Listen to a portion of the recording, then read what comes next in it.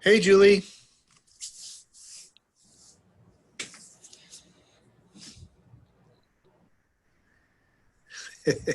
She's getting all settled in. All right. Hey, we're getting new peeps today. Good. I mean, I love the old peeps too, but I didn't mean to make it sound like.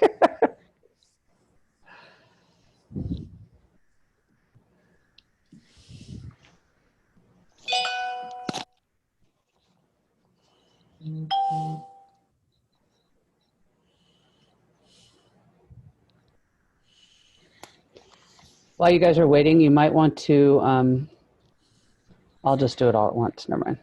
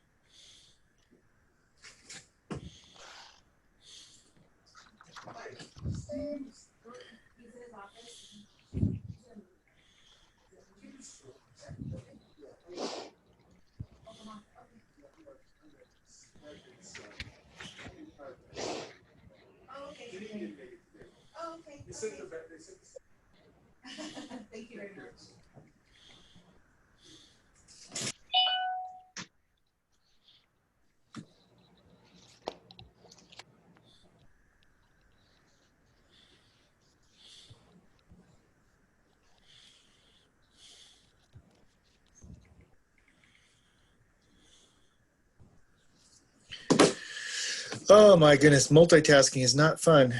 Got all kinds of things going on here. Lennis is here.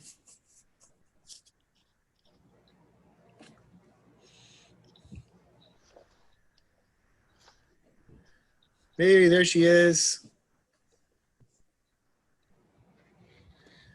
So, Julie, are you at your office or at your home? I came home. I left a little early so I could start. I got permission to leave early so I could get here to be here at 3:30. Nice. Yes. So, welcome to our classroom management, and we're glad to have you. We have, I hope, something incredibly exciting today that's free. Say it with me, free. So we're going to give it a try. We are recording today's session, 3:31. There may be a few more joining us. We've been announcing this in all of our Google Classrooms so that anyone who wants to come and be a part of our classroom management can be. And it looks like we're getting more people coming as we speak. So we'll give everybody a few more minutes to join us, and then we're going to get started. And I'm hoping that somebody out there has what we've already got for you today, and you're the expert. Otherwise, we're going to do our best. But we have something really exciting, I think, that's going to work well in a digital world to help. What our focus today is going to be is raising engagement, and we're going to concentrate on that today. And I think you're going to have fun with it.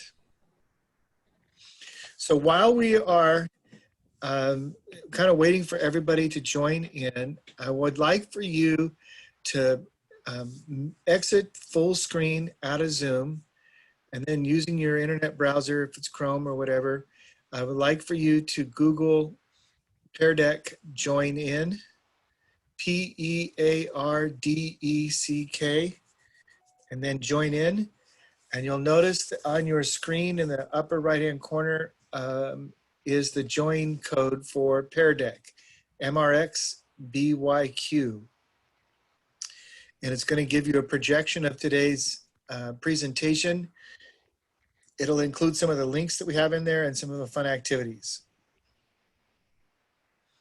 So join us by going to Pear Deck Join, and then using the code MRXBYQ.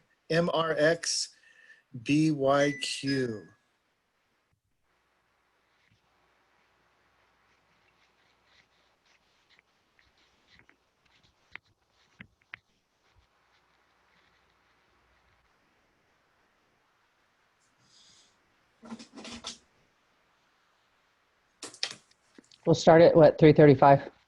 Okay, 2 more minutes.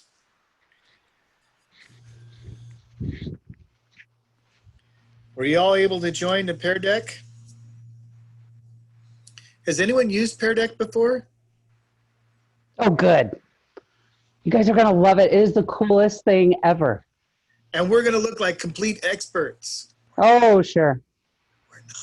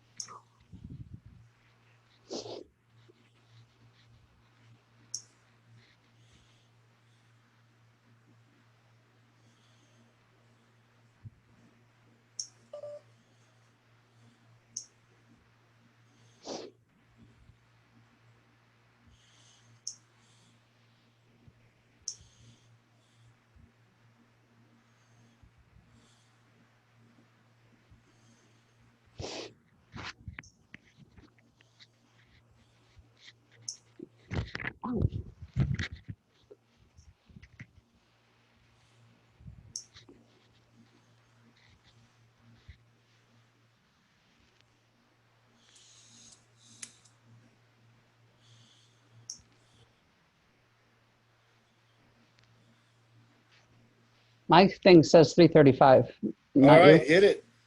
All right, you guys. So I did this whole presentation for what we were going to be doing today, and then I was introduced to Pear Deck, and I started playing around with it, and I realized that a lot of the problems we're having and what I've observed and Steve's observed and we're hearing from teachers is that engagement's the hard thing, keeping them from walking away from their screen or, standing on their heads. I observed two classes the other day, a sixth grade class and a second grade. And I watched the sixth grade first and I was like, oh, that's not bad. And then I watched the second grade class and they're like, standing on their heads, showing you all their stuffies. Like it was insane. So this program, I think, will be amazing and you will find all the value in it. So it's called Pear Deck. It is free. If we're talking about maybe the district will hopefully maybe consider doing premium, but don't count on that. And this, should I start with this one or just go straight to the Pear Deck thing? Oh, go down the next slide. There's a. So the code's right up there in the right-hand corner, MRX BYQ. If you're just joining us, go to peardeck.com and put that code in to join. This is our title page. This is the Google Classroom code. If you've never joined it or haven't joined it yet, this is our classroom code for this. We will be putting the presentation on there and any links or documents that might help.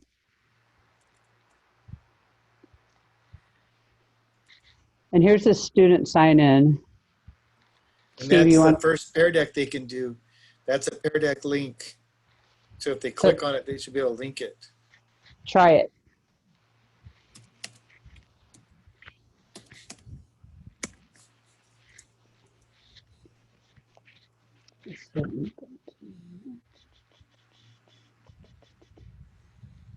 Yep, I see you guys signing in.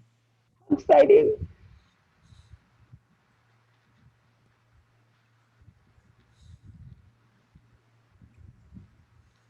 Yeah, that's cool.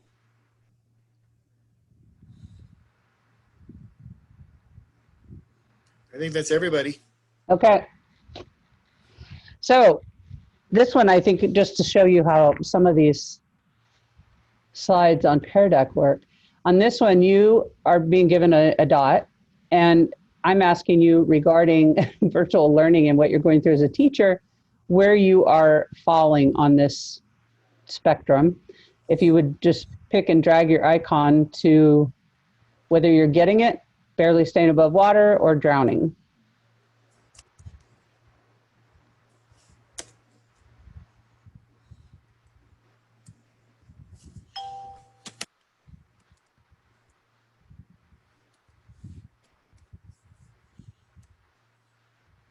Steve, I'm in dashboard right now and I can, well, I'm showing it. Is everybody seeing this?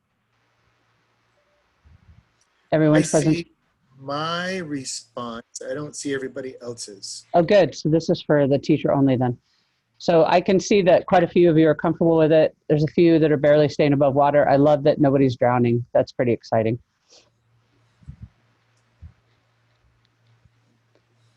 Okay, so this is something you could have the kids do. We were talking about teachers wanting to make sure when a kid, like for instance, turns their camera off and you're like, what are they doing? This way you can check for understanding. And there is I'll show you in a little bit, the dashboard for the teacher so that you can actually see where, if a student's not responded, and you can privately message them and check in. So this is another example, but I think at this point, I'm going to jump over to show you how it works. Does anybody have any questions yet?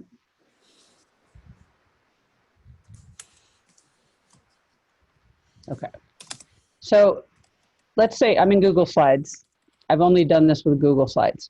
So here I am. It's a Google Slide add-on, which is awesome. So once you've loaded it onto your computer, it'll show up right here on add-ons. And then it's the Pear Deck. So when you open up the Pear Deck, you're going to have this, what do you call this? A toolbar. The toolbar on the right, and then your regular slide presentation here. So for example, if I wanted to do like beginning of the lesson, I want to do like a temperature check or let's say a homework check. I click on that template and it will put it up here. And I can change the text. I think I can even change her picture. Yep. And this gives them a text box. But what you have to do when you're setting it up is now that I have this slide, I still have to go down to, or over, to what I want. So this is text. This is what I'm asking on this slide. It's going to load it up with the interaction, and it will have a text box for them to type in. As you're typing it in, or they are typing it in, it shows up and I can see it so that I can then read what they're saying and get a pretty clear check-in. You could also do it, it doesn't have, I mean, some of our kids obviously are not writers yet, the particularly young ones, but this template box, they've got beginning of the lesson, and then there's these different slides that you can play with. Like this one, a pre-write. You could do a pre-write on that. You could do a pair share, but I don't think that with this, that works really well. Here's a sliding scale to find the temperature of the class. The other one is middle of the lesson or during the lesson. True, false, yes, no, agree, disagree. This is the temperate one that you guys did. Here's a brain map. Again, agree, disagree. This would be awesome for philosophical chairs, for them to, like when we do use your feet or voting with your feet, and you say, okay, go to this corner if you like chocolate milk, go to this corner if you like plain milk, whatever. This would allow you to do that without actually having the physical movement, but it also would incorporate the same thinking skills. Stretch break, I love that. And end of lesson, same kind of stuff. This one of the presentations I was on had this at the very first screen. I think that's kind of cool. It kind of goes with the videos you've seen on YouTube where the teacher checks they either have something they slap when they walk in or they have a certain handshake. That would be kind of the equivalent to this. And then when you get down to, excuse me. So critical thinking is a big thing for me. And here are some slides you can incorporate using different critical thinking skills, multi-level, multi-grade level. This one was really cool because for the younger grade teachers, I think they get left out a lot. So here's littles. And we're going to see something with this slide in just a second because I'm going to show you how to do it. But this with the block learning, math. Anyway, those are the templates. So you kind of cheat and not have to create your own. But with this one, here I am, I've got this, I need the text, I set the text up. And then what'll happen is, as the students are writing that, I will be able to, I will be able to see their responses in real time. And there's usually a button down here. Maybe I don't have my,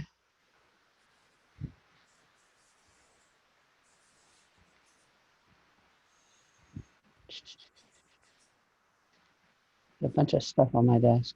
Anyway, okay, so they would write it. I can see their responses in real time. There's a button at the bottom that will say, oh, that's what I need to do. So I'm creating these slides, and the reason why you can't see it is I haven't done start lesson. So now I'm going to do start lesson. I'm going to pace it.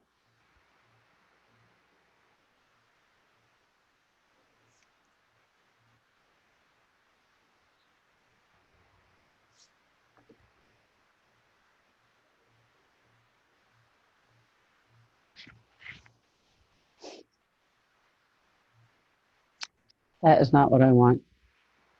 That's a new session. Yeah. Yeah, I don't want that. Okay, get out of there. All right, so if I was in session like we will be doing with our slide presentation, it would allow me, there would be a button down here that would say show responses, and I can see every response. Like I did on our main presentation, I could see where you guys were marking yourselves. On this one, I would be able to see everything the kids had written. If I wanted to add a new one again, I go to our template, I can pick true, false. It's going to load it in. And then I have to go back. Now, you could do the drag on this, which I think is more fun. And then when you're in there, you can pick your icon. You can pick color. Let's say you really hate blue. Let's make it a green, since pears are green. And then I'm going to update the slide. And then the kids, when you say, okay, tell me, is this statement true or false? They drag their thing and you can see it in real time. And the kid that walked away from the computer is busted. This Jenny, one was really, yes, Jenny, sir. One of the people asked, are there Pear Deck templates that are already created depending on grade level? Okay, if you go to the template library, you know, beginning, blah, blah, blah. But if you scroll down here, they've got the K-12 and then they've got the different subjects. Those are geared towards all levels, but from what I noticed, it was primarily elementary and middle school. Does that answer? I'm not looking at the chat, so. Julie, did that answer your question? Kind of. I'm looking for like the really young kids ones, the ones that are like TKK. So. Well, the littles right here. Oh, I saw the word littles. I just saw that. You just clicked on that. Yeah. So. And because we're a small enough group, y'all can unmic and just ask your questions away. Okay. Yeah, please, because I'm a horrible reader. I'm not looking at the. We love having discussions in this forum, so. Well, here's the other thing. With this, if you got into the little screen, you can edit it to say or do whatever you want. Okay. So if you go, oh, this is cool, this slide would work, and then you go into it, eventually it'll pull up for me. There it is. So you could edit it however you wanted to be appropriate for what you're doing. Like this one that I was just going to show you, this one is so cool to me. You know, circle the items that start with a B. So to do that, awesome slide, super fun, interactive. You just do draw, and then it's going to let you choose. You could either have it on the classroom projector or student device. And then it allows the kids to circle everything that starts with a B. And you'll be able to see it on your end. It's not sharing with everybody. So if a kid mistakenly, you know, circles dog, nobody's going to laugh at them. Okay. You're the only one that sees it. Does that help? Mm-hmm. Okay. Yes. So that's how simple it is. You can do a template. I think you could create your own slides. Like I was in, like if I was going to do my regular slides, I'd have it all done here with my background, whatever. And if I wanted to add in like a survey, I could do that. Can you It's show us that on the presentation that we have opened? the new one or the ours? Ours. Yeah. Let me, so one more thing, you can add audio, you can add music. I didn't get that savvy for this presentation, but I believe too, there's probably going to be a place where we can get more of these. I just haven't played with it enough to find them. I will do so and get back to you guys. So if I exit out of this and go to our presentation, where we go? Okay, we check this. So this one, bell ringer. I think it messed up. It has a new code in the corner. It sure does. Does it really? Wait, there it is. Oh, there you go. I had the wrong one. Okay, so on this one, if you could put it so that each one of these is a text response. So for the kids who are readers, writers, you could just put, for each one of these, just do the slide presentation over on the side and pick text for each one of these. This is How do you show the answers? Can you show the whole class the answers? Right, yes. So if you were going to do this, I don't know if I actually put it as a text. Let me do, I have one that is, so let me get to that. We'll push that button that says show responses. So this would show, oh, there you go. So those are, go ahead. So you have classroom responses that show up on the whiteboard, so to speak. But does it show up on everybody's presentation? Does everyone see the response? Yes. No, Yes. those are mine. But Yes. yeah, you guys cool. see that. Yes. Oh, wow. That's cool. All right, so that is that. Then you hide it. You can also put a new prompt in. And here's the different things you could do. That's pretty cool. Okay, do it. Do one. Okay, let's do one. Okay, how about this one? This is real time too. So, you know, how do you feel? Do you feel comfortable? And you guys can respond. And then I show up here and there's my grid. Nice. This is what we were talking about too. Instead of just doing the thumbs up or thumbs down on the Zoom, you can actually get them. I mean, it's a different thinking. They can get pretty good at just hitting the thumbs up, thumbs down, but this is going to require them to think. I mean, of course, you're going to have some kids that don't. They'll manipulate the whole thing, but. Now, do the whole class, can they see the results of that or just you? Can you guys all see that? No. Perfect. So this is just for me. And that way too, there is a teacher dashboard that I'm going to pull up. And it's a separate one, a separate screen. And those of you guys that are using two computers, obviously this could be pulled up on the other screen, or not computers, two screens. And then I can see what the responses are, and I can click on student, and it's going to open the roster eventually. There it is. And I can see who's joined and what their responses are. Oh, I can block you too. Is that part of the premium one though? This part, the teacher dashboard is, and then I can keep that open for future as well.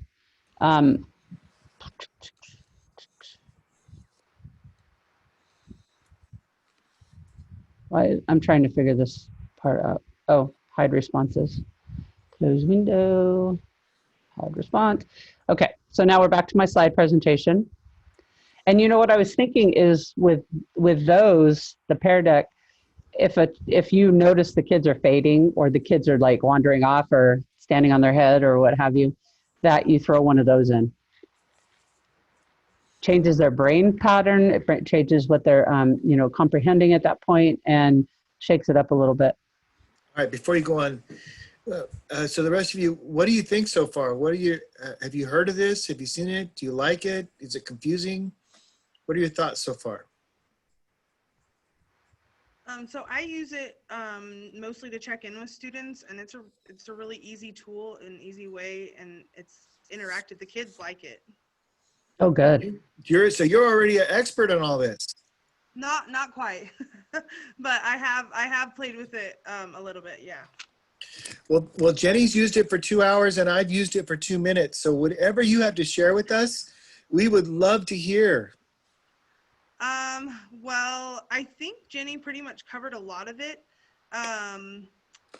Let me see. I do like that it comes with a variety of templates. I've used it to actually do some math review because you can make a student case, and there is one where they can type in their answer and you can, put the problem up there. So, I mean, you can use it. There's a ton of different things you can do with it. So like on this one, you were talking about the math, Courtney, what grade do you teach? I teach 5th. So for instance, this one, right? Choose a response and you could do the math problem here. Or like you said, you can change it to like a text answer. So if you don't want it multiple choice, they can type it in. open ending, yeah. I thought this, sorry. I think for the little ones for kindergarten, it's just going to be a lot of practice. And I think it would benefit during small group time. Oh, yeah. But I think it would be overwhelming for a whole class to do this. What about the yes or no's? Do the simple ones just for checking. Yeah, for sure. Yeah, the yes and no's, yes, for sure. I could see where these things, it would be a great, like almost like your reading circle type deal where you're reading and then you stop and you say, what do you think is going to happen next? Your pre-reading, I'm not pre-reading, active reading comments. Who wants to write down what you think is going to happen next? What a cool way to keep them engaged, but it's also teaching, active reading skills. It'd have to be simple though. I wanted to add, I think having them get to this while they're on Zoom is going to be challenging for them. I think if we can train them to get to this, at least with small groups, because I think the hardest part is going to be to actually get them to exit out of full screen on Zoom and get to this. I think that would be the hardest part. So let me ask, are you using Google Slide presentations now? Yes, I use it whenever I send it to them, and then I share my screen, and our team has Google Slides where we have like our videos, learning videos on there. So the students don't open up your presentation, they just look on what you're screen sharing? Yes. Okay, so that's a big step, and that's kind of what you're saying. Gosh, now I have to open up 2 applications. I have to open up Zoom, and I have to open up a Google Slide or Pear Deck to get going here. Okay. So would it be training oh, never mind, most of the parents aren't home. No. You could do it as, the kids are usually more savvy than we are sometimes. I think demonstrating it each morning, like, okay, I need you guys to go do this and do it with me, boom, boom, boom. And while you're modeling it through Zoom, I know it's going to be tedious because you'll probably have to basically do a teach to every time you have them in. But I think I hear what you're saying. I'm just thinking that it might, routine, rote, practice, watching you. It would take a lot of practice, and like Stephanie said, maybe trying it with our small groups first to just practice, and then maybe eventually if our small groups got the hang of it, then maybe eventually we could do it.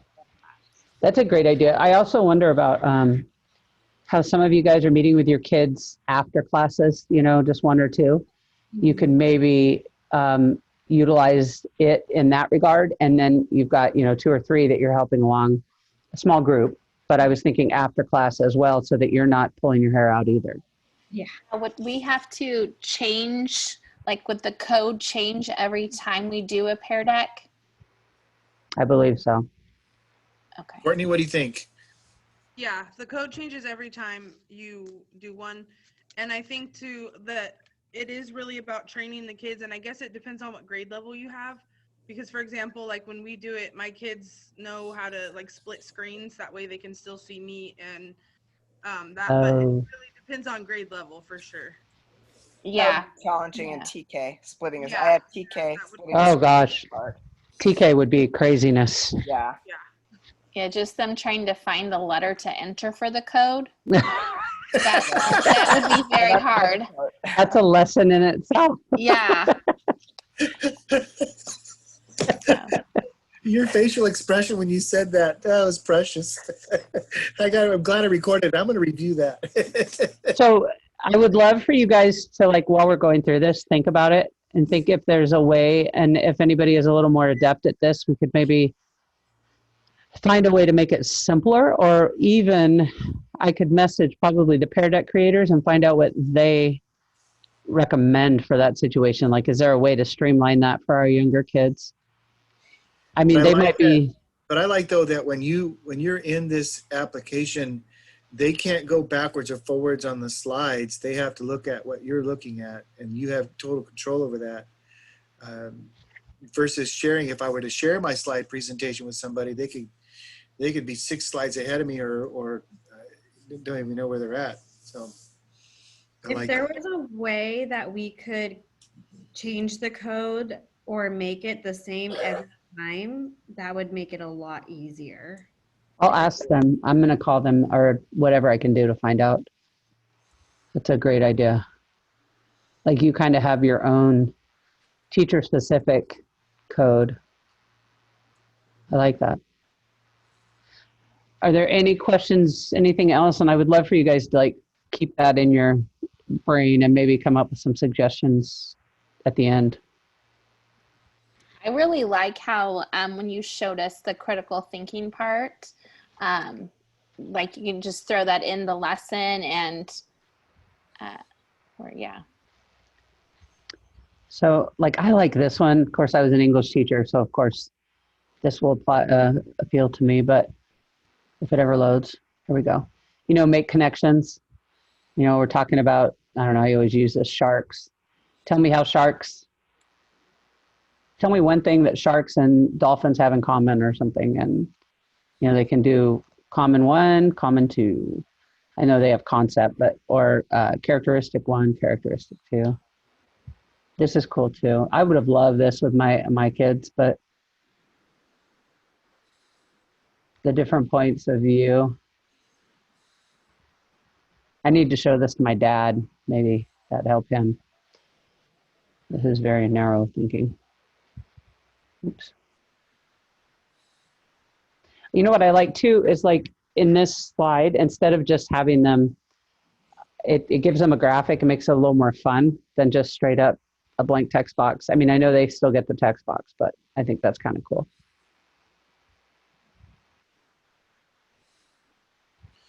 There's a video on their website under help videos that says, in this Pear Deck quick tip video, learn how to toggle student logins on and off and allow us to join your sessions. So it sounds like that. They don't have to log in. Yeah. That might be it. It's over. Steve, where did you find that? I've seen it Under the help right here. videos under Pear Deck. Oh no, under Pear Deck. Look right. I just clicked on right here, the pull down or the 4 lines, and right here it requires student login. You can turn it off.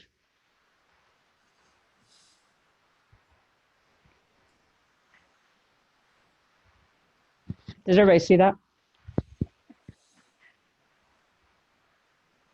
Say that again, do it. So if you go to the bar on the right, Okay. I clicked on this, and it brings this up. And then you can turn off student login. Oh, you know. yeah, I see it.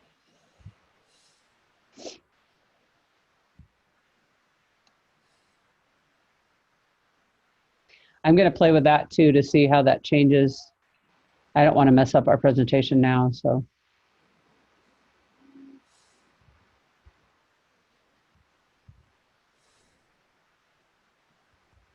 Oh, and it saves your presentations. I wonder then, I Oh, bet you you, can also use Google Classroom to invite your students to Pear Deck.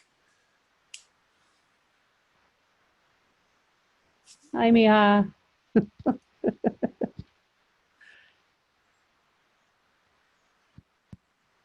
You can turn on and off the student logins under your settings. Turn on to require students to join your email lesson with the email.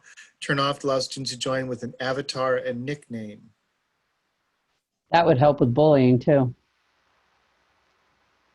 The whole avatar versus,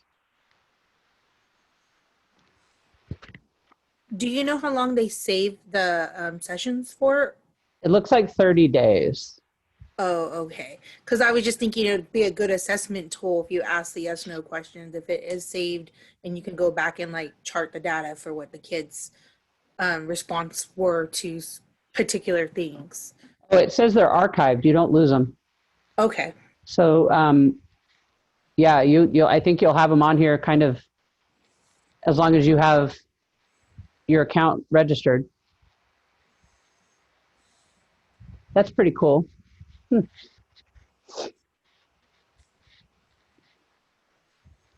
everybody see that? And they're good. Okay.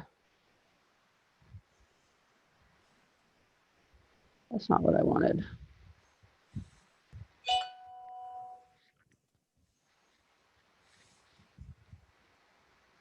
Oh, that's okay. So here's the responses on. Oh, wait. Oh my gosh. From Karen Diorian. I hope this email finds you and your loved ones healthy and safe. We have recently purchased a district-wide subscription to Pear Deck. Yay! And I wanted you to know all about it before we unveil it to teachers. All teachers will have premium accounts for the remainder of this school year. Additionally, K-5 teachers will have access to pre-created second step lessons, Google Slides, developed by a team of MUSD teachers last summer using Pear Deck features. These can be delivered in a synchronous or asynchronous environment.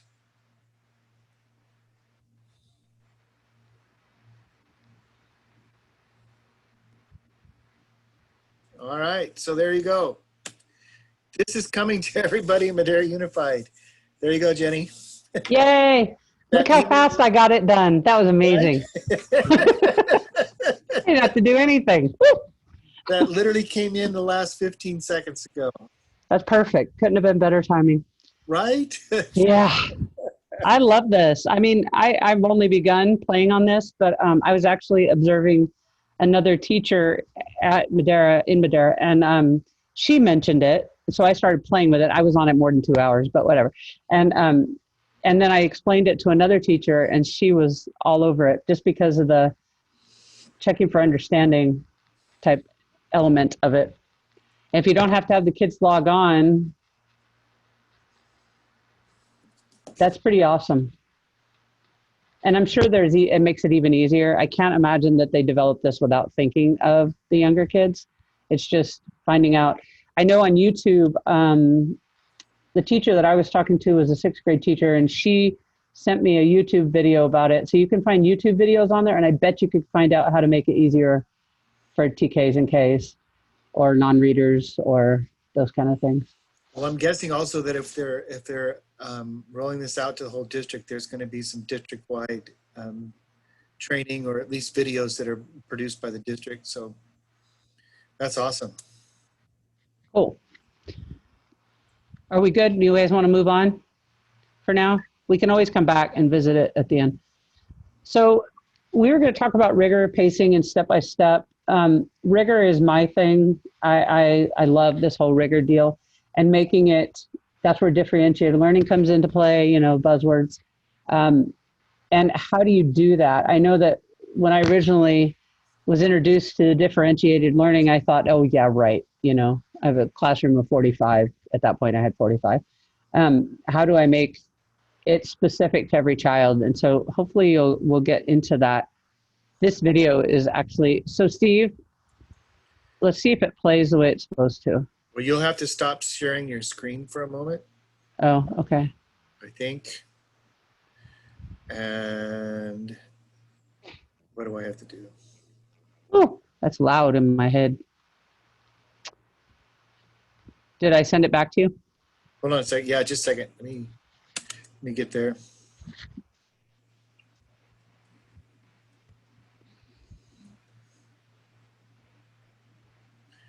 Um,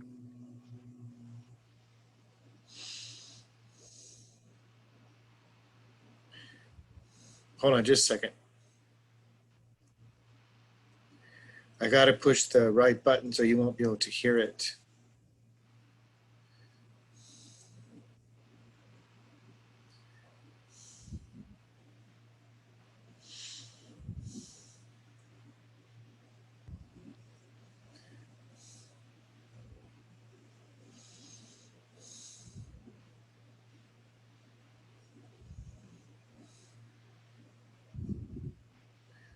Where's the button that says share sound?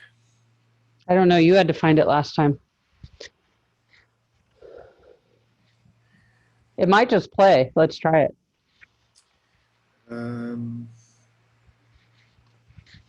Okay.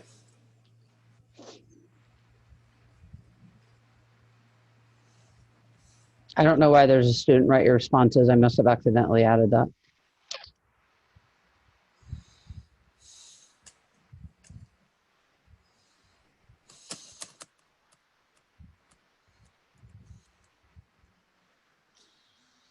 Can you hear that? Nope. Yeah. This happens every time I have a video.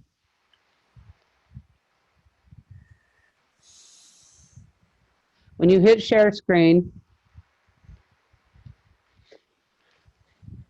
a screen pops up for you to pick the screen. The button is on the bottom. Yeah, but it's a sound. It's supposed to be. Yeah, there's a button on the bottom that says share my computer's sound. On that, as soon as you hit share screen, it pops up and then it shows you what screen you want to pick. Right at the bottom left, there should be something where it says the sound from my computer.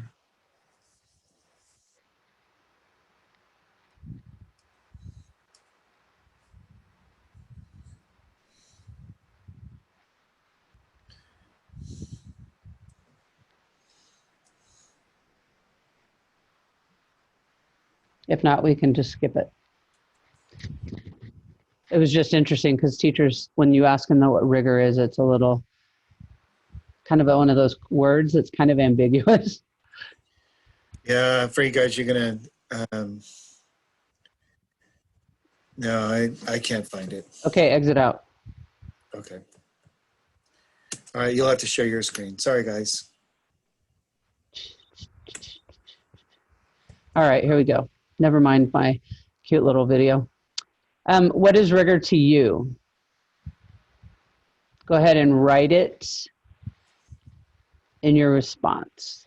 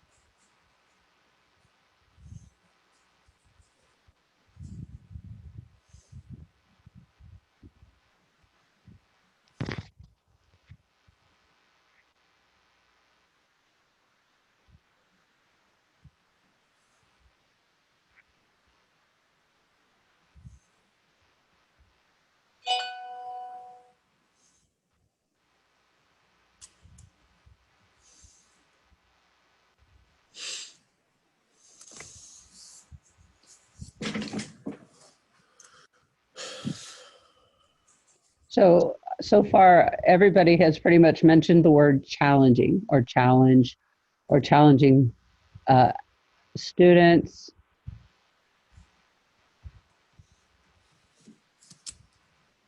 Environment.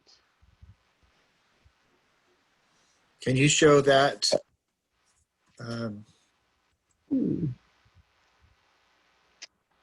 Can you guys see it? Can you see other people's responses? No. Yes. Oh, yeah, I can now? Well, I can see two. Huh. Yeah, and I see you scrolling. So everybody is saying basically challenging. So we're going to move on, but yes, that is it. So rigor is not simply giving students more or harder work. It's a result of the work that challenges students, there's that word, thinking in new and interesting ways. It's using good questioning instead of giving answers, and encouraging students to think outside the box, and allowing students to take risks and throw out crazy ideas. Obviously, that needs to be a safe environment where they can take that risk, which is where you should have already established the rapport that we talked about, we've talked about previously. But your kids, one of the things I always said to them was, you don't have to agree with me, just give me a reason why. And with high school kids, that was, sometimes I regretted saying that, but you never knew what you're going to get out of it. Increasing rigor in your classroom. One of you mentioned, like in the questions, instead of doing multiple choice, you could do open-ended questions. You know, anything that is higher than a level 1, which level 1 is, you know, text-based and yes or no, who, what, when, where, why, things they can find in the text or it is common knowledge. You can connect different ideas. One of the things I did quite a bit was pre and post writes. Even if it was 1 or 2 sentences, I didn't have to grade it. It was a matter of getting them to think. If we were doing COVID, let's say, you know, pre-write would be, tell me what your understanding of COVID is, and they write. And then we go through our lesson, and then they post-write. KWL charts are also similar. You encourage decision-making. You know, they say when the kids are really young, giving them a choice makes them synthesize the information, and a whole thought process training, just in simple things. I found even with the older kids, if I said, okay, here's the deal. You know, if this talking is going to continue, here are your 2 choices. Which one do you think, you know, what would you like me to, how would you like me to handle this? And all of a sudden it gives them a level of ownership versus just being mandated to do things because I told them so. And I found that to be a respect earner with my kids. Inspire creativity, work in groups or breakout rooms, brainstorm, and incorporating different points of view. Again, I had older kids, but we did, like during the elections, we did all the propositions and they educated it, and then they had to share it. And we worked on not expressing their own personal opinions. Those type of things made them kind of think outside the box a little bit, because, you know, they're hearing one thing at home versus what I really wanted them to do, which was just research it on their own. I'm assuming we're all familiar with this, but if not, it's the depth of knowledge chart. And it basically has taken Costa's and Bloom's taxonomy, merged them together and come up with the 4 main levels of questioning or depth of knowledge. I use it as questioning. Level 1s are the basics. Level 2, it says skill or concept, but basically what I tell the kids is it requires some level of conversation. Like, you don't just look at a book and say, oh, here's the answer. They have to discuss it. They have to graph it. They have to synthesize the information. So if I ask them a question like, you know, compare dolphins to whales. Yes, they can get that information in a book or on a website, but when they use the compare factor, they're having to synthesize the information and delineate which goes where. And that's a higher level. I think some of our younger kids, that's probably the gist of where they'll sit. Level 3 is strategic thinking. You know, let me think of one I use, draw conclusions. So an example, a very odd example perhaps, is Little Red Riding Hood. Draw a conclusion, or draw a different conclusion. Tell me what else could have happened. How else could the story had ended? And, you know, that's when you'll also find out which kids are generally warm and fuzzy, and which kids are like, you know, oh, well, she should have slaughtered the wolf.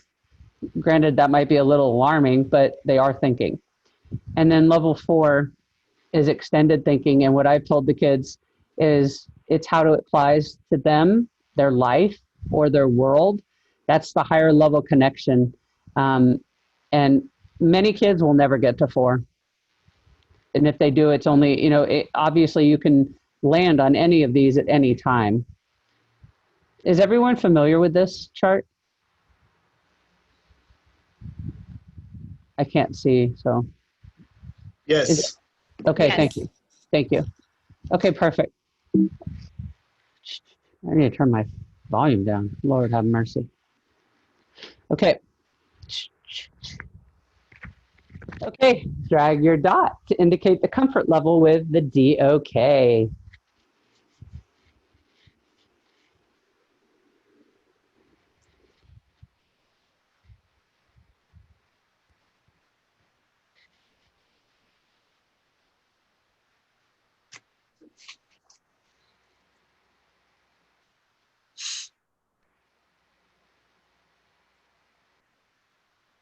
My favorite thing about the DOK is that, I mean, I spent all these years teaching Costas, and the first time Steve showed this to me, I was like, oh my God, really? It's a whole nother thing, but it's really not. It's the same thing. It's just worded and put in a graphic. And I teach a class called Project Think on this little program called OutSchool. And the kids, it's amazing what they come up with. I talked about this last class, but one time I showed them a picture off of National Geographic, and we did the who, what, when, where, why. So we established that. And then I said, okay, so I want you to think about some deeper questions. Give me a level 2 or 3. And in the beginning, they don't necessarily get that. And so what I said is take one of those words and put it at the beginning of your question. So instead of saying, why are the monks there? Well, that's kind of, you know, it's not really a strong question. What if you said, explain to me, or explain why these monks would be in this room together? Whole nother level. And it was just one word. And believe me, I had these were middle school, late elementary, and it took a couple times reminding them, but they got it so fast. I almost think they get it easier than most adults get it. But and not sure why that is. But so as you get more comfortable with the DOK, I think the biggest thing in your head is does it create conversation, or is it something they can look up? And you want to go with creating conversation. Anybody have any comments to that, or anything you've experienced with that?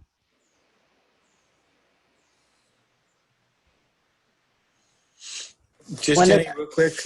So if I'm a student looking at my Pear Deck, I only see my response. Is there a way so that on my student Pear Deck session, I can see everybody's response?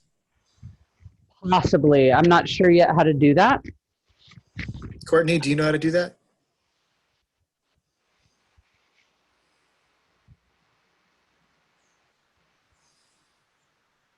Sorry, trying to find the unmute button. What was your question? So in this little poll where I get it versus I'm lost, I can see my response on my student side of the presentation. Is there a way Jenny can toggle a switch so that we can see everybody's on my slide, or just on her that she's sharing? Is there a way I'm hearing an echo. That's not good. Leash can only show one. You can only see if she's sharing it. Uh-oh. You can only see it if she's sharing it. You can only see it with the teacher. Oh, but I could share my screen. Yeah, but I was hoping that you could see it on your Well, there probably is a way. I'll just have to research it. Pear Deck side. Okay, sorry to interrupt you.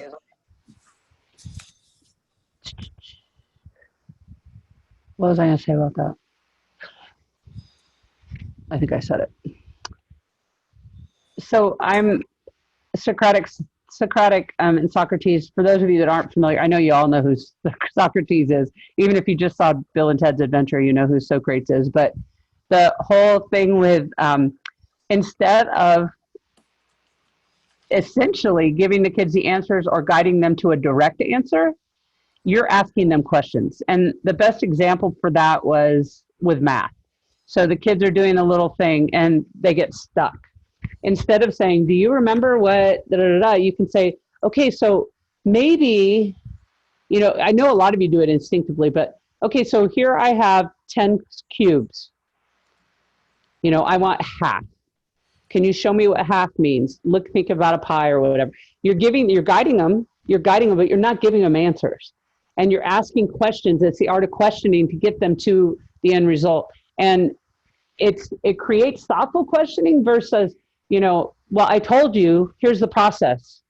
Instead of that, say, at what point did you do this? You know, step one. Did you do this? Yes.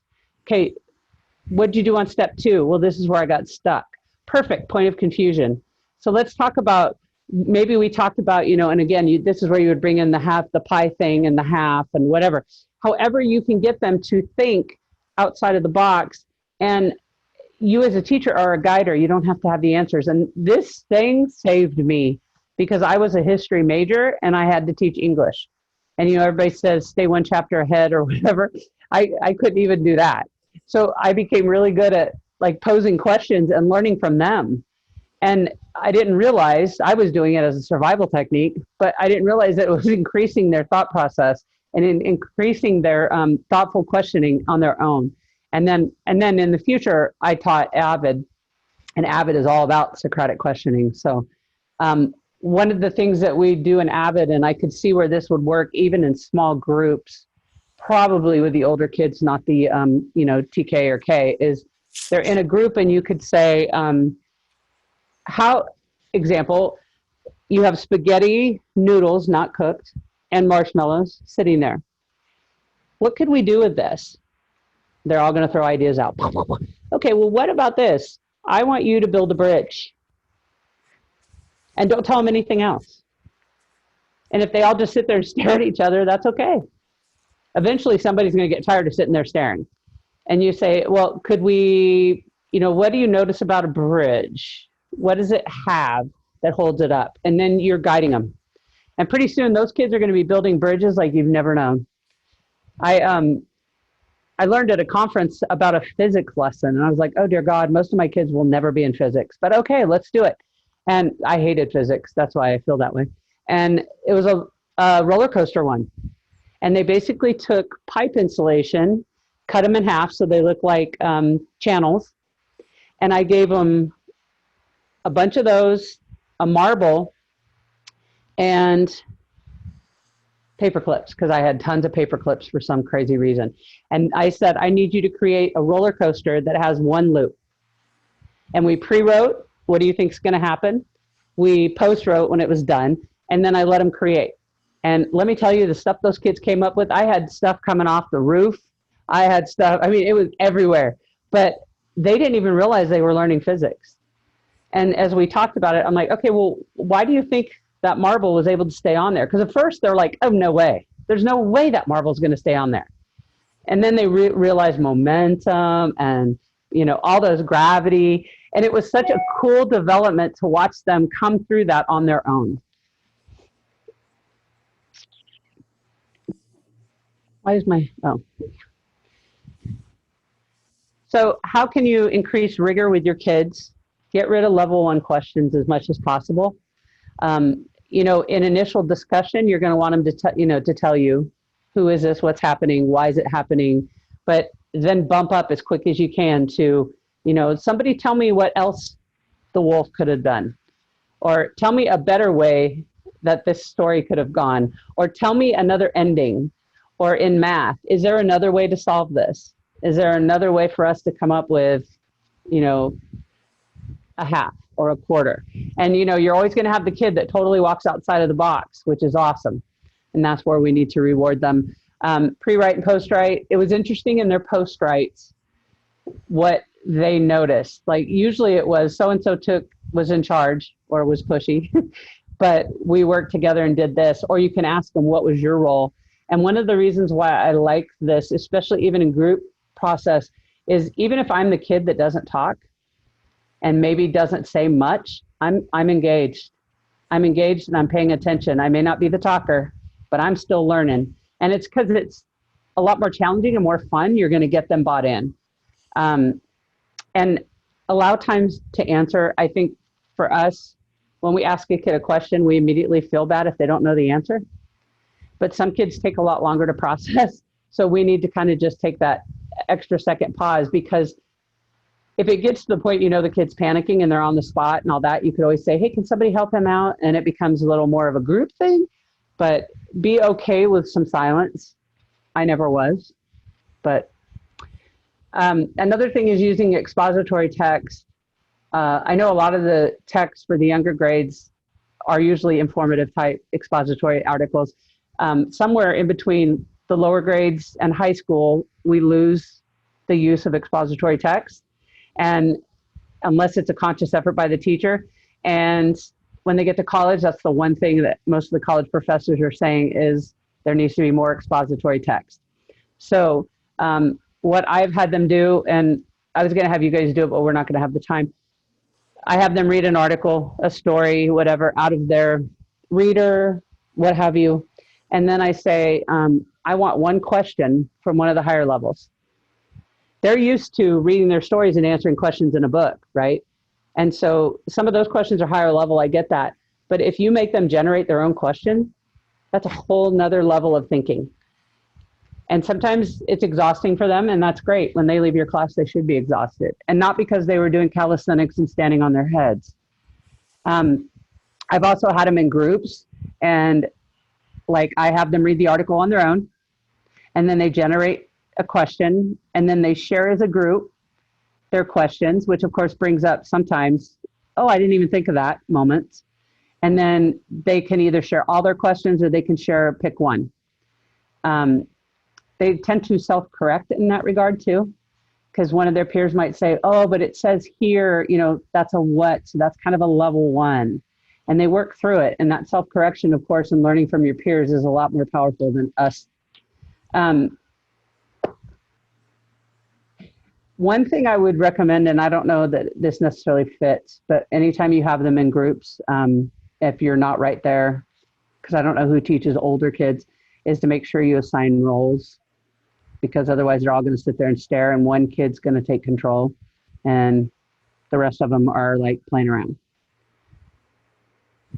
So this is what we are going to do. I think it's fairly explanatory, but you would read the article, and then as a group or individually, you can decide what you're comfortable with your peers, your kids, and decide whether you want them to be in a group or do it individually, and then share out. If you have a small group, clearly each kid could do their own question and share out with you, which would be awesome.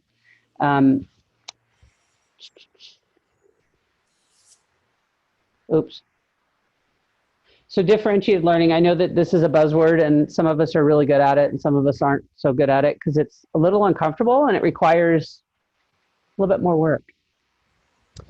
It refers to a wide variety of teaching techniques and lesson adaptations to instruct a diverse group of students, diverse learning needs, and in the same course, classroom, and learning environment, which looks really pretty on that slide. But the reality is, how scary is that? You've got kids that can't read to the kid that is so bored because they can't stand how slow their class goes, right? And so how do you keep all those kids engaged and not only engaged, but happy? Because, a lot of our discipline problems are the kids that are so smart that they're bored.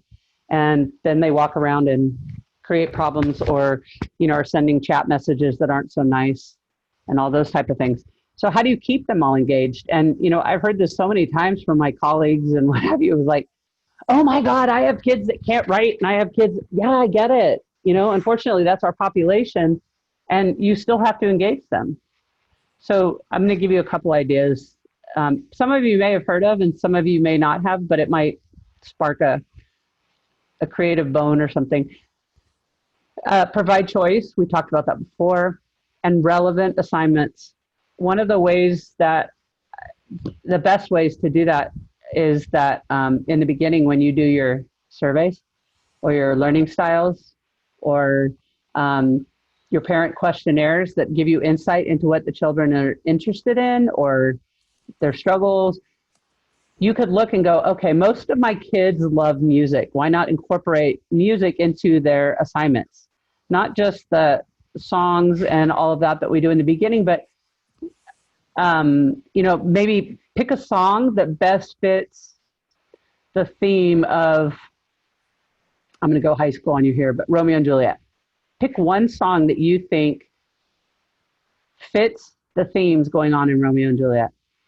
And how fun. They get all about that. They get all excited. They come back. They want to tell you why it fit. And you've created such a level of thinking there, and it's something they enjoy. And then they have to articulate to you why they chose that and why that applied. And that's kind of a cool little light bulb that comes on too. And then they get excited about stuff and they go around and talk about it to their parents, or when they're in the brick and mortar setting, they go into another teacher's area or at PE or recess, you guys call it recess. They're out there talking about it. Isn't that what we want? Like, they're so jazzed about something that they're carrying it outside of just their time with us. And this is something I learned late. I wish I'd learned this earlier in my career, but they like being detectives. They like investigating things. And it needs to be something they relate to, or that is something that applies in their lives. I do a class on Shakespeare because, most kids absolutely hate Shakespeare, right? I mean, I did. And so one of the ways I realized I could teach Shakespeare was to teach the concept of, will the real Shakespeare please stand up? And I have them go through and they have to research all the people. There's a whole debate on whether Shakespeare was really Shakespeare. They have to research every one of those candidates and then decide who they think is the right one. And I do a whole class on that. And they are so jazzed. And we did one at a time. I'd say, okay, this time we're going to do Marlowe. Here's a little bit of information. Here's your websites. I want you to tell me what you find out. They come back and they're like, oh, it's him. It's Marlowe. It's Marlowe. I'm absolutely sure. I'm like, okay. And then the next one will be De Vere. Can you go do, here's De Vere. And then they come back and they're like, well, now I don't know. And it was such a cool thing to watch them go through that process. And they became Shakespeare lovers. Something so simple, but they got to investigate it. And I stole it. Don't think I created that project. I found it somewhere and I thought, boom, this is awesome. I'm not going to say I'm not creative, but I can steal with the best of them. So have them investigate. And even the little ones are into this stuff. Not Shakespeare per se, but if they are, you need to get them into writing poems, and sonnets.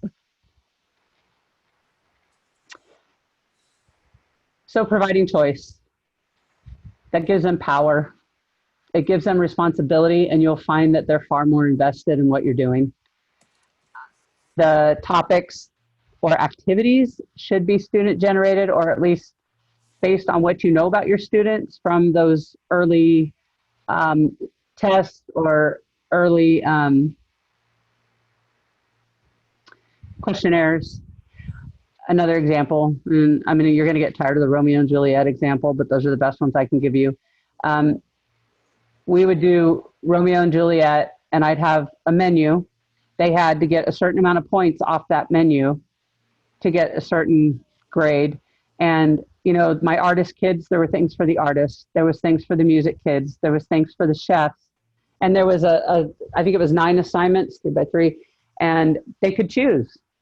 And it's amazing to me, first of all, how creative they can get off of such a simple assignment, but how engaged they were and how much they loved talking about it because it became theirs. And the soundtracks, the music one was the biggest thing. I never even listened to all of them because who had time for that? But the kids loved it and they had to give me an explanation, and it was awesome.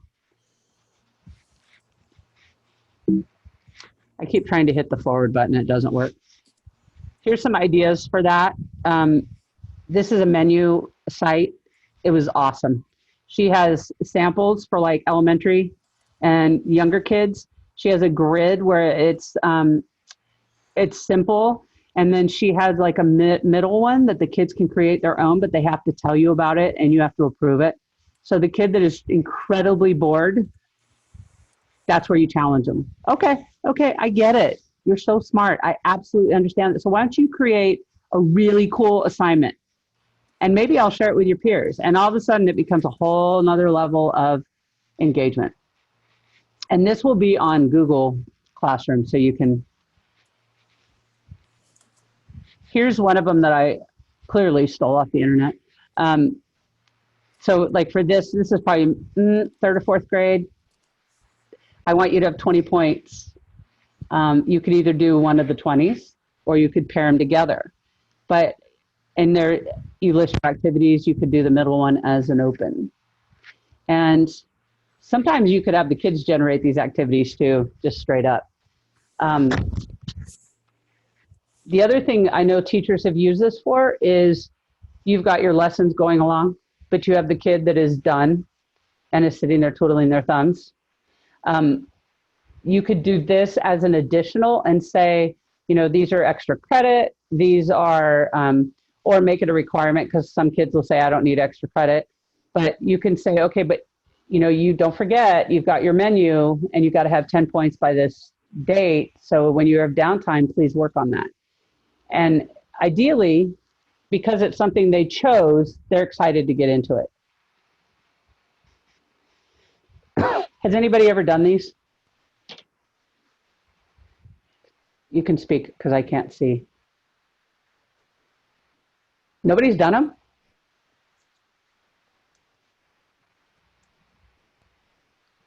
That makes me so happy. It's like I created something new. These are some activities, product choices. I can hardly read these, but they have advertisements. I've had brochures, travel brochures, or like one of them was Verona, and they had to create a travel flyer for Verona. This is kind of a sad story, that we did a thing on the Renaissance, and it was a menu, and I had a group of girls that wanted to do the food. So they were going to do an apple pie from the Renaissance era. And apparently nobody told them that like whole cloves should not be thrown into the pie without some kind of adjustment. So they come into the class with this god-awful looking pie. They didn't also make the apples smaller, and it looked like it morphed into its own creation. And to this day, they're all grown up and have children and stuff. And we still joke about the fact that they made such a hideous apple pie, but it was fun. They had fun. There's the cassette tape. Sorry, go ahead. No, I was just giggling. Go ahead. Oh, posters, jigsaw puzzles, like that would be really cool. A book cover, like not a copy of a book cover. They have to create their own with, I just think that's so awesome. This will be on there as well, so you can use it. The differentiated writing on elementary is a little different, but you have your one-on-one or your small group writing conferences. You can have differentiated writing prompts. And an example, I think I show you on the next slide, is we have kids on different levels of thinking. And so why not make the prompts different levels of thinking, but it's the same topic. So they're still covering the same standards. They're still covering the same objectives, but the level of critical thinking and depth is different. Differentiated checklists or menus, individual goal setting, and then personal writing supports. The child that needs more scaffolding, maybe your lower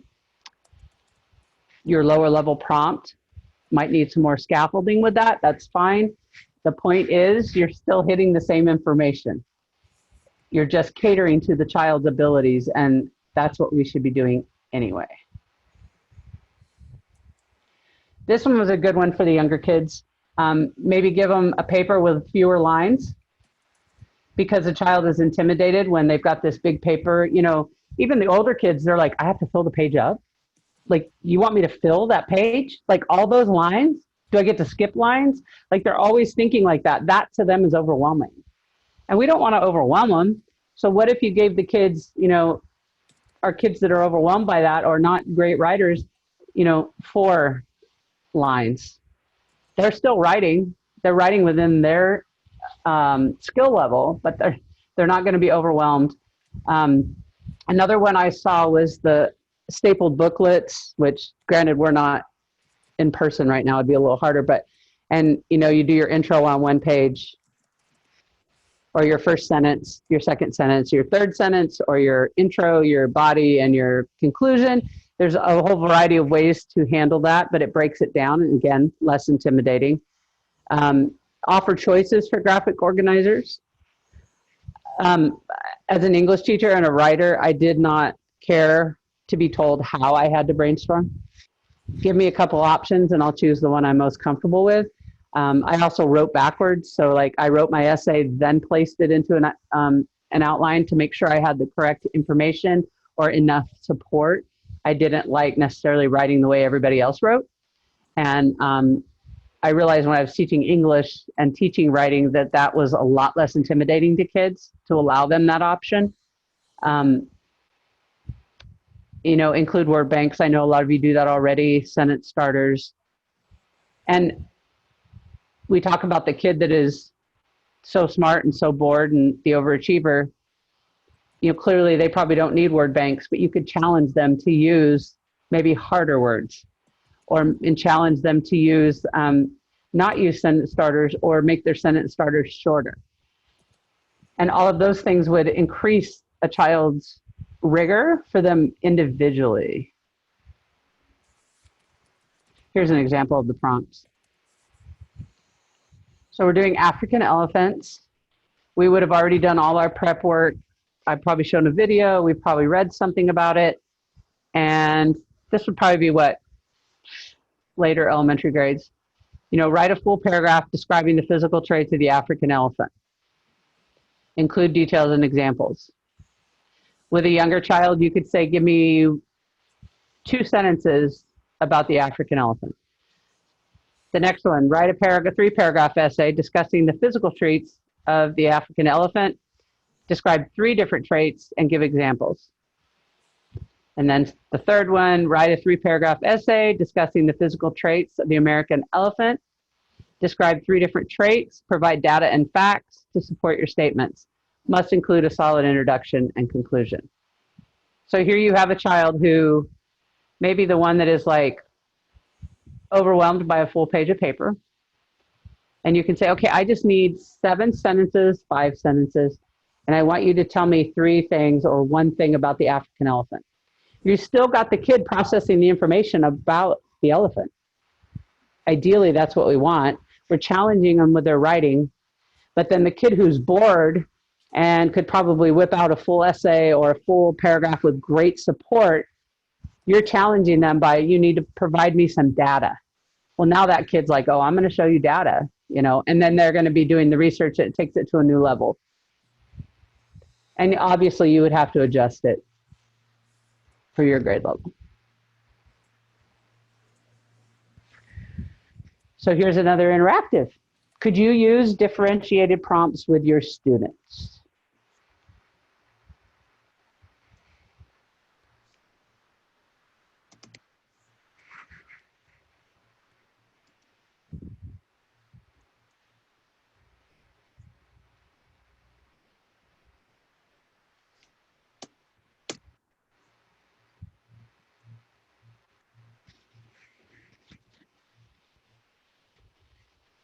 Cool. The bummer of this kind of stuff and differentiated learning is, of course, the prep. Like, you have to think about it ahead of time. But for something like this, I just don't think it's all that difficult. You know, 5 minutes, you could come up with your differentiated prompts. and then you're hitting all of your kids. Anybody have any, has anybody done this? Anybody have any feedback or comments? Anyone? Bueller? Bueller?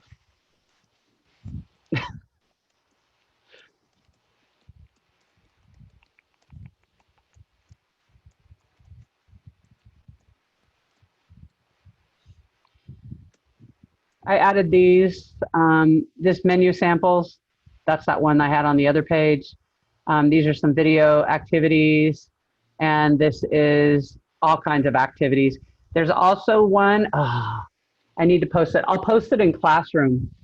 It's a stack. I think there's like 200 activities on all levels, and I've used it for my critical thinking class all the time.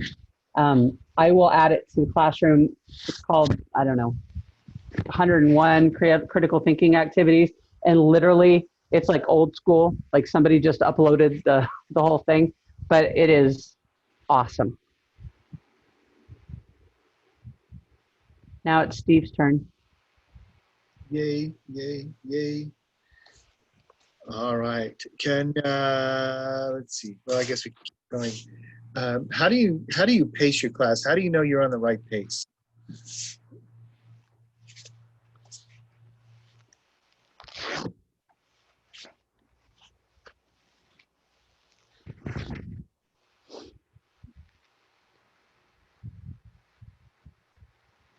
How do you know you're on the right pace? How do you know if the class is too fast or too slow? Are you asking us? Yes. Oh. Checking for understanding. Okay. What else? I gauge it by like the students, like if they're, if I need to speed it up because I'm losing their attention, or if I need to slow down because I can see they're not focusing. So those kinds of aspects. Okay. How is that working in a digital world? Is if some of the kids aren't turning their cameras on, how are you tracking that?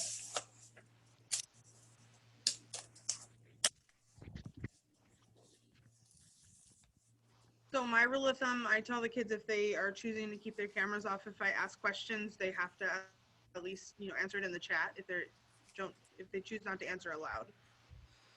Okay.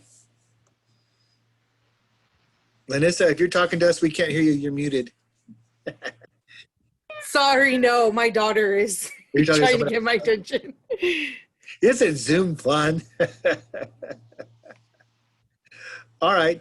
And so if kids look bored in your class, in person, we can do a lot of things. We can walk over to them, we can tap them, we can speed up, and so on.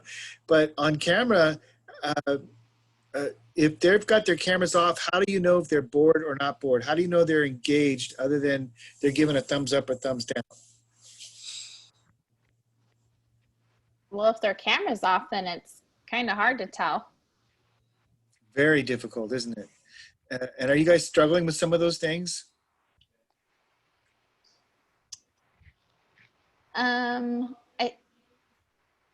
Not too bad. But then you're the exception. Yay, Stephanie! I personally am not struggling with those things, but my students also need the assistance of their parent or somebody else to help them access everything. So I don't really have an issue, but sometimes they do get touchy and they'll turn it off, but they'll get right back on. Okay. How about this question? Do we as teachers talk too much? Yes. And are we talking more now with cameras on than before? Yes. Especially for me, for physical education, I feel for first, second, and third graders, as soon as I start talking and try to give them some information, let's say if I'm going over nutrition, as soon as I go into anything without movement, I lose them. Cameras start going off, and Interesting. then as soon as I get them moving, the cameras start coming on, because first through third seems like they just want to move. They want to move. So it's like I have to keep on making it lessons where I have them moving and then give them some content and then get them moving again. And then I have them more engaged. The olders, I'm finding the 5th and 6th graders, a lot of them are really shy to do any kind of activity with their screens on. But then again, it goes back to what we just were talking about, to where I tell them, well, I don't know if you're participating, so I need your screen on. And even if it's just an arm or part of your leg that I'm seeing that it's moving, at least I can see you doing a squat because I can see the motion. I can see you doing jumping jack. And that kind of gets them a little bit more engaged, because now I don't have to show my face. At least it's just something that shows I'm moving. But yeah, it's a little, with PE at least, it's I have to have them with their screen on. Makes total sense. Total sense. All right, Jenny, would you slide once? Yes.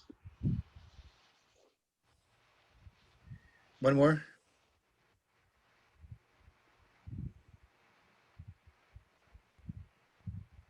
You want another one? How does tone of voice help engagement and pacing?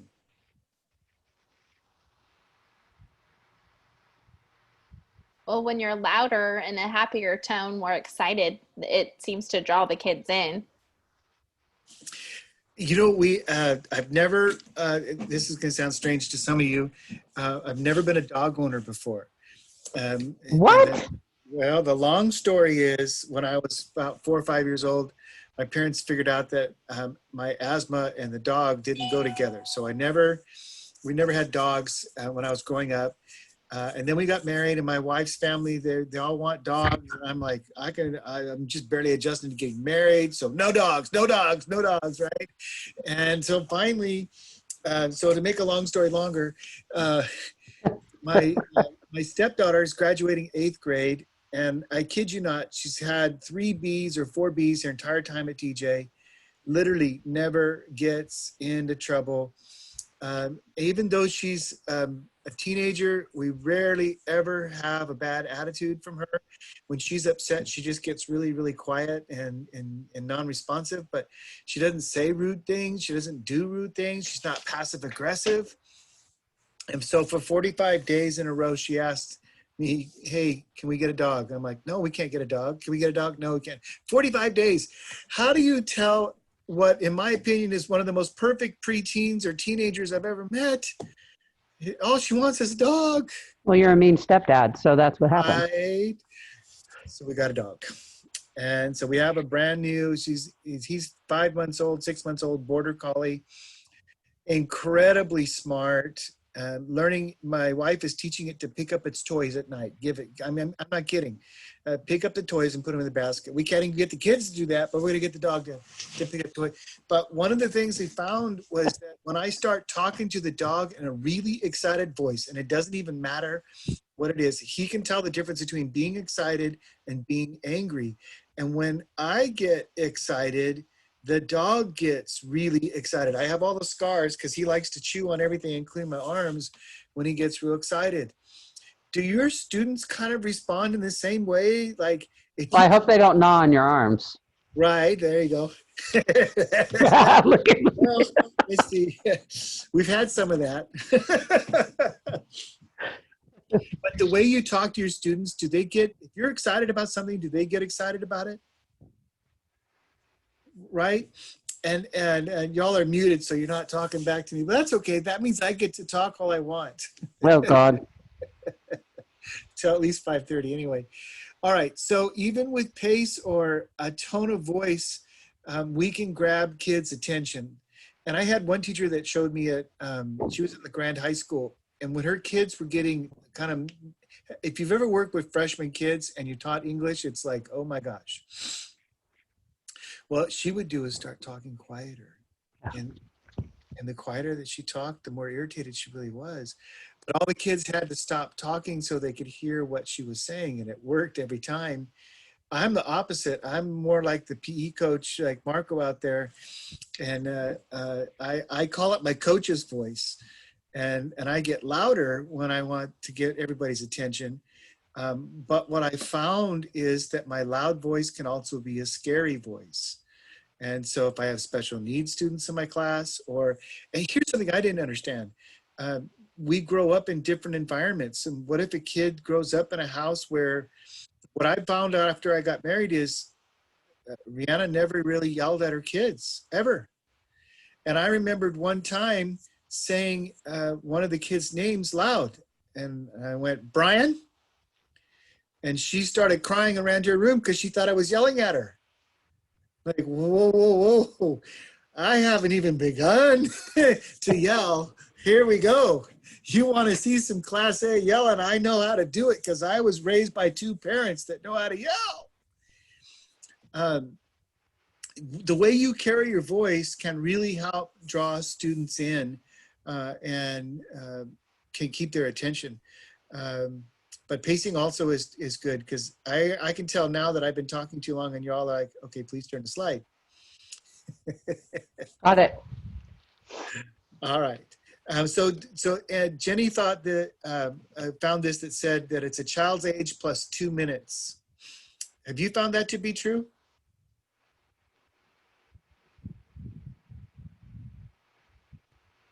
I'm asking y'all a question again. I think it really just depends on the child. Okay. It varies. Has attention span gotten longer over the last 10 years or shorter over the last 10 years? Shorter, I think. A lot Yeah? shorter. Shorter. What do you think, Marissa? I would say shorter. Okay. Marco, can hear you. What do you think? Shorter or longer? Shorter. Yeah. Yulia, can you hear us? Yep, What do you think? Shorter or longer? definitely shorter. Why is attention spans getting shorter? What's going on there? I think it depends on them being engaged.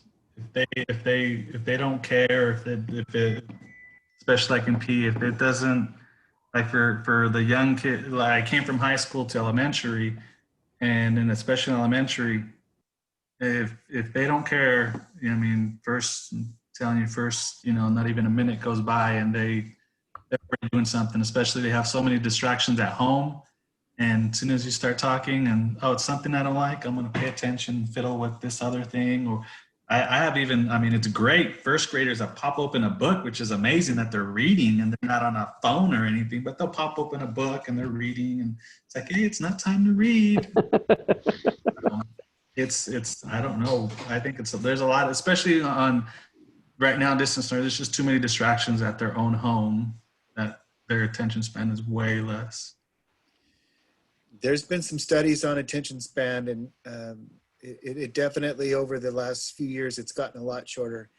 I think it's a trainable trait, but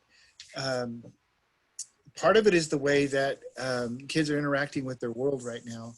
And so there's been studies on YouTube. If you don't catch the attention of the viewer within the first 10 seconds, then they're going to click off and move on to the next thing. Well, look at, you've got TikToks, which are no more than a minute. You've got, and you know, TikToks they're all about that. Those Instagram videos, they're short. And that's what they do. Heck, I'm on TikTok because it makes me laugh and it's short. I like that. You know, I like that it's short and I don't have to be engaged very long. Even TED Talks are limited to 18 minutes in length, and they know that's the maximum, and those are for people that are used to sitting for long periods of time. All right, here's the question then. And in some ways, we as educators are competing against social media. Would you agree with that? You can put up a thumbs up or nod your head. All right, and are you all trained for that? Are you prepared to be better than a TikTok video or a YouTube video? I know I've been working on my acting skills, okay? Yeah. I want to see the videos. Make sure that I proof them because I want to see them first. All right. So what do we do? How do we make sure that we're at least have their attention, even if they're not exactly, I mean, Jenny's right. And she'll tell you in other sessions that in some ways as teachers, we're entertainers. That's our job title. It's underneath the label. You got to peel the label back a little bit to find that. But Lanissa figured out that she's got to take acting lessons to be a better teacher. Okay. Well, let me say too, I got really sick and I realized that I wasn't tired because I went to school. I wasn't tired because of my interactions with the kids, but I realized that to keep them entertained or engaged, I had to be somewhat of an entertainer, and that was exhausting. And, and then my best friend was a counselor, and the one day they'd come into the class, she'd be like, oh my God, that was so tiring. And I'm like, yeah, how do you think we feel? And she said, well, the kids weren't paying attention. I'm like, you were boring. Like, you have to be entertaining. And I didn't realize how draining that was until I was unable to actually be very excited about anything. Okay, so chunking is very important. What we learned from Fred Jones is the old school way of teaching was a teacher would give lots of output, and then all of a sudden, 45 minutes later, expect a student to respond and input. And those days are way over. What we need to figure out is a system that goes input, output. We do something, we expect something. We say something, we expect something back. So that at least kids are, like kind of what Mark was saying, at least move for me, at least get a different perspective, at least see it from a different way, or respond, or start to build something. And that really helps with our engagement. Okay, Jenny, would you hit the next slide? Yes, sir.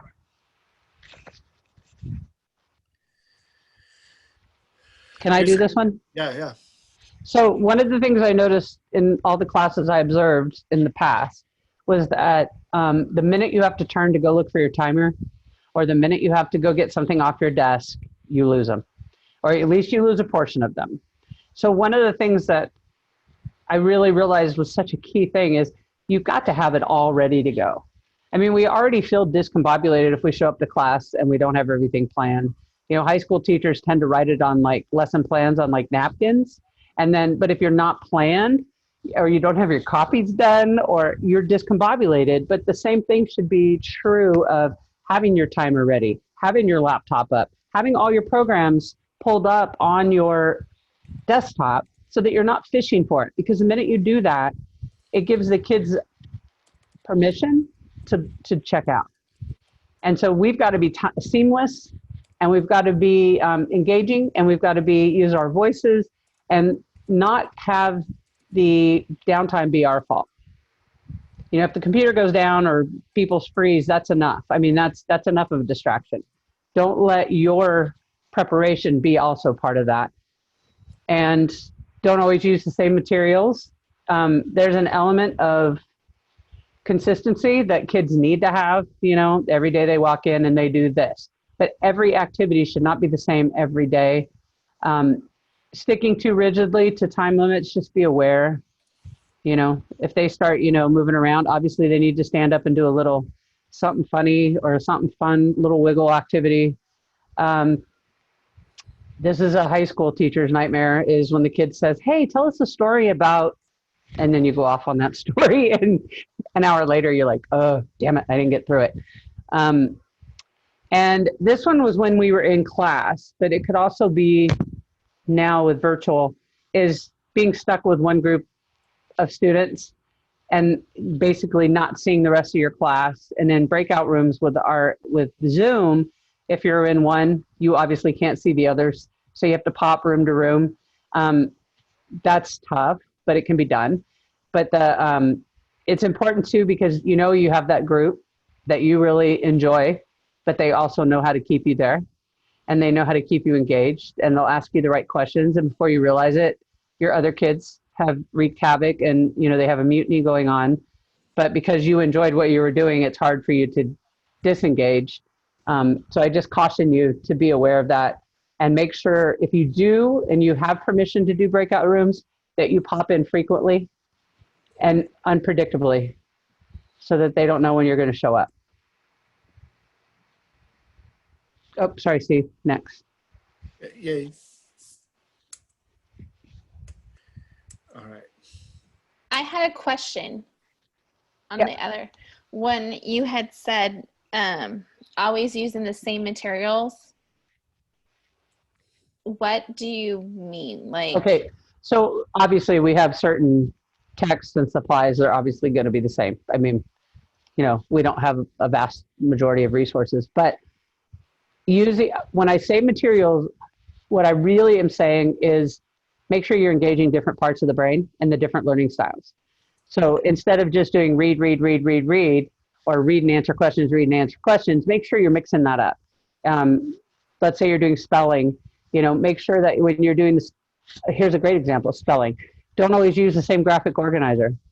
I'll tell you that the big thing was the word, the definition, a picture, and maybe a synonym or something like that. If I do that every time, those kids, it loses its impact because they just go through the rote. So what I could do is have that same information in a different layout. All of a sudden, I'm making them think differently.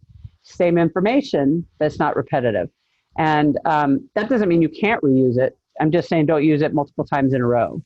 And I understand with some of our students, particularly any that have any kind of a learning disability, that there's a comfort in doing the same thing. And so in that, I would basically, even if I have the same format, I can present it differently. Like instead of a synonym, why don't you use it in a sentence, and maybe have them say it to you in a sentence they created. You're breaking up, you're making it a different way of them thinking and a different part of their brain. Does that make sense? yes. Yeah.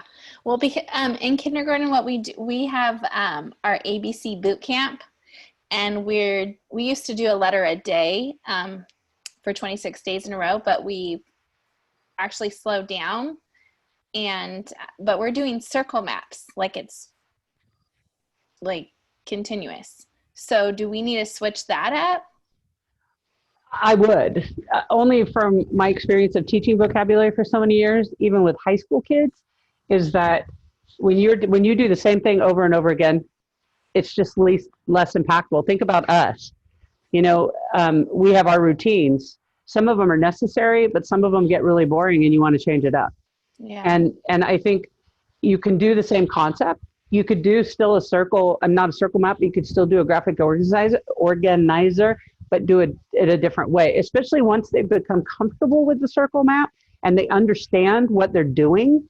Mm-hmm. You can add a little twist to it, or you could, I'm not sure, is it just the web type that you're talking about? Is it a circle web? It's a circle map. So it has like the letter in the middle, and then we draw the pictures with the matching word. And see, there's other ways to do that, to incorporate that, right? You could do have them do it in groups, have it do them with a partner, have them talk it through. So like they could still do the same circle map that you guys are doing, but maybe say, okay, this time I want you to share with me what your favorite part of this was. What's your favorite picture in this? I mean, anything to engage a different part of their brain. I mean, and verbally, when they have to express it or they have to dialogue with another student, they tend to remember a lot more, or have them teach you, which of course, I think the statistics are like 90%. They'll remember 90% of what they teach another person. So you could say, same map, but you add another element to it. Okay. Does that help at all? I mean, yeah. And I'm just thinking like having them act out certain things that go with the certain letter. The other thing is you could have them say, this would be if we were in a brick and mortar classroom, but something similar is you have magazines and you say, find a word that starts with this letter in there and cut it out and share it with us, or find something in this highlights magazine or whatever that starts with the letter A, and I want you to share it with us and show it to us. I mean, how fun, like it breaks it up, but you're still covering the same information. We've done too, when I taught preschool, they, if we were spelling out something, every kid has a letter and they have to, granted, we're talking about kids that can spell fairly proficiently, but they have to stand up and spell the word. Physical, tactile. And another one for the kids that are younger, is, writing in sand or writing in salt, colored salt. All of those things are tactile, and it increases their retention. It's also messy, but something along those lines. You could even, because they're on the computer, you could even get like string and have them do the shape of the letter with the string. Again, tactile, which of course retention is higher with that.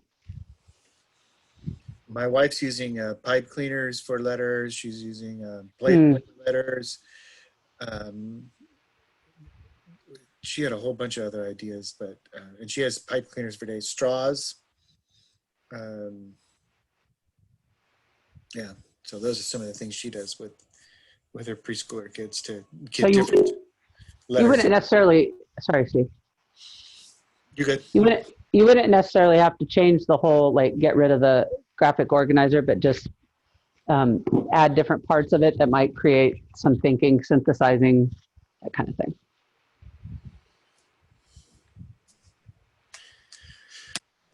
All right, we're closing in on time, but one of the things we talk about, there's two thoughts for ensuring that students are getting it. We talk about step by step, and the first is that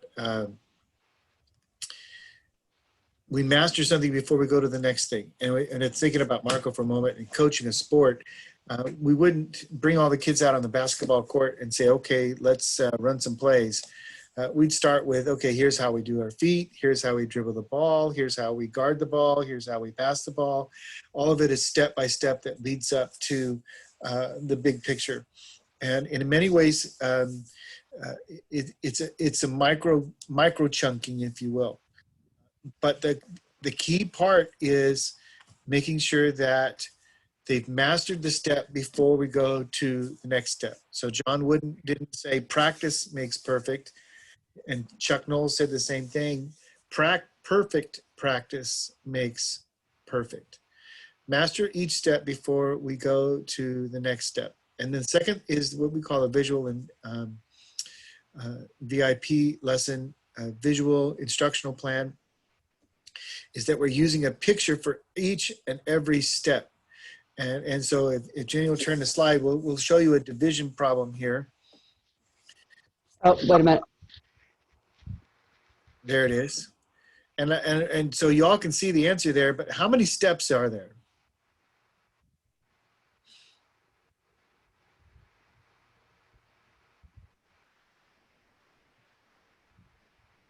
And if I said to Marissa, you did steps 1 through 4 correctly, but you need to review step 5. Can you tell me which one is step 5? Impossible, right? So poor Marissa, she's like turning red, like, wait, I was trying to take my mute off. And where's my calculator? I need to Google this one. And don't ask me any hard questions. It's already after 5 o'clock. Okay. So let's show you what step by step looks like. If we were in a classroom, I would actually, normally during our seminars, we'd actually practice this and make you do it. But today I'm just going to introduce it, partly because we're running out of time. But you notice that now we see that we have 6 different steps. If we were to write this out on is a presentation or whatever, or on the board or made posters, we can now go back to this step by step. And then when students start asking questions, do you have people that are helpless hand raisers? As soon as you ask them to work on 3 problems, they're like, okay, I don't know what to do. No. What page are we on? What page are we on? Miss Taylor, what page are we on? Like, how many times do you hear that? What Exactly. book do you want? So what we want to be able to say is, well, what is to be able to look at somebody's work and then give them a praise and then a prompt, and then we want to leave. A praise, prompt, and leave. A praise, a prompt, and a leave. Why is a praise so important?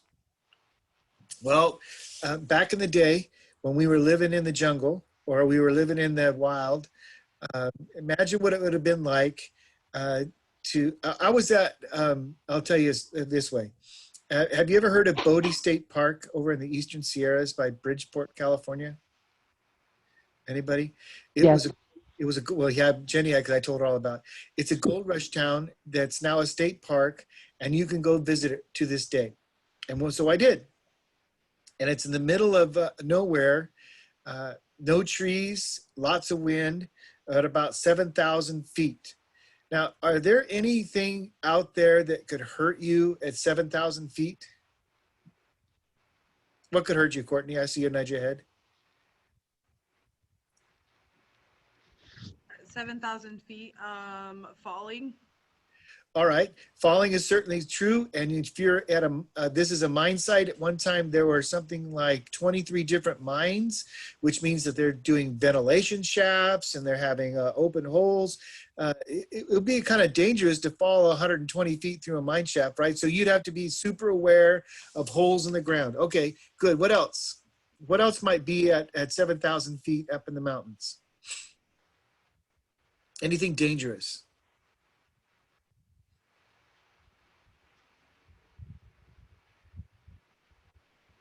All right, Lanissa, what are you most afraid of?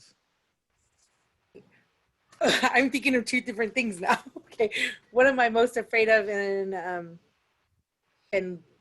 at that Are you afraid of altitude? heights? Are you afraid of snakes? Yeah, Are you afraid of definitely fish? afraid of heights. Heights, okay. What about you, Stephanie? Heights? Okay. Marissa, how do you feel about spiders? Not a fan. Not a fan, okay. And Yulia, do you like snakes?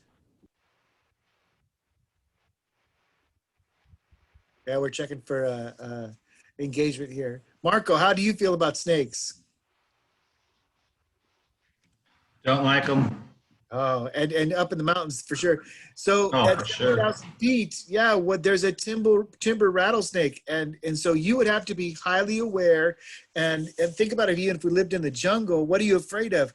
I might be afraid of the Wizard of Oz, lions and tigers and bears. Oh my! I know I'm trying, guys. It's getting late.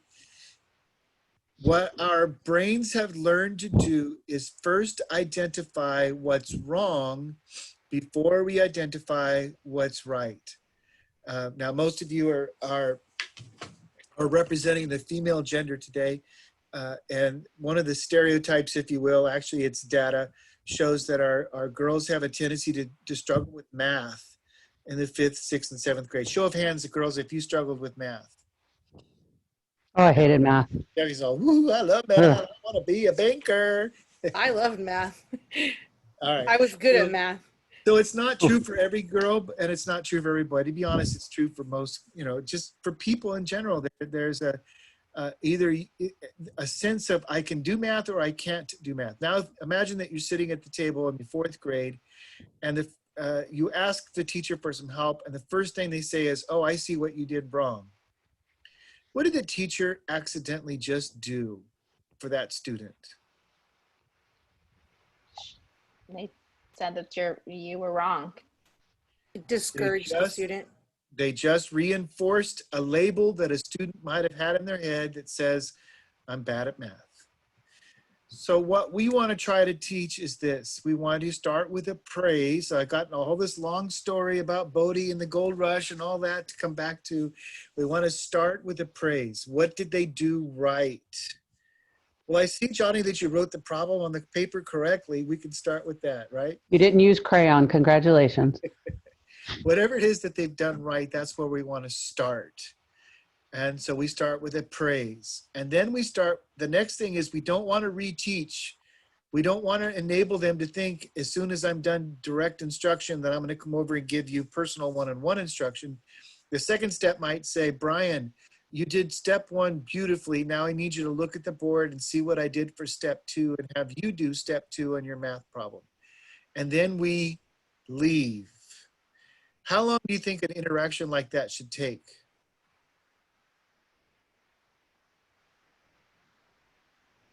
Not very long. Less than 10 seconds. But as teachers, because you have amazing hearts and you love your kids, you have a tendency to reteach and to hover over that one student and spend 15 minutes with them. Is that equitable for everyone else in the classroom? And if you were in a regular classroom, what would happen if you spent 15 minutes with one student while everyone else was doing their work? You would lose the whole class. Is exactly right. So if we were in our regular seminars, we would be teaching you about using proximity to help manage your classroom, using this step-by-step praise, prompt, and leave idea. So the thought is, how do we break this down into our virtual world and make it a step-by-step with a picture, and then use praise, prompt, and leave so they're not focused on that one student, because we have those helpless hand raisers that are always the same ones that raise their hand every time, that say, I need help. What do you need help with? I need help with all of it. I don't know what to do. Well, let's start with step one. Let's do that one together. As soon as you finish step one, call me and I'll come back and circle around to you, so that we're not enabling their habit of seeking your attention by pretending to be helpless. All right, that's the VIP step-by-step. Jenny, would you turn the slide, please? Yes, sir. Same thing.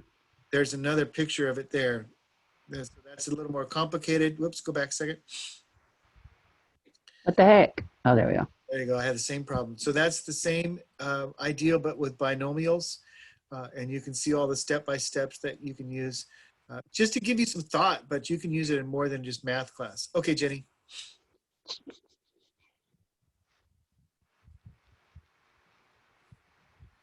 These are some of the things that that will help with step-by-step. You can use pictures, you can outlines, graphic organizers.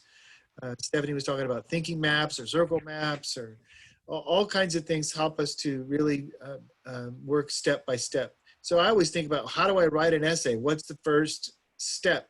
You have to write a, if it's high school, you have to write a thesis statement. If it's elementary school, you have to write a topic sentence. And then we'll get out our graphic organizer. We'll use our hamburger. Do you guys use a hamburger graphic organizer to write a paragraph? Have you heard of that? I use a table. The buns are the topic and the conclusion, and you have the stuff that goes inside. That's the paragraph. So, all right, let's move on. We're almost out of time here. So it would be interesting to do some experiments that we've done before with short-term memory and long-term memory. But short-term memory has a bad habit of fooling us as teachers into thinking that students have registered it on the long-term side of things. Have you ever gone over material, taught it really well, 2 days later you gave a quiz, and then your kids bombed the quiz and you're like going, what the heck? Right? That's because their information was stored in short-term memory instead of long-term memory. Step-by-step can help us do that because we're mastering it as we go along. All right, I think we are out of time at this point. I want to look real quick at what we're missing. We didn't cover Kagan. We can do that next time. There you go.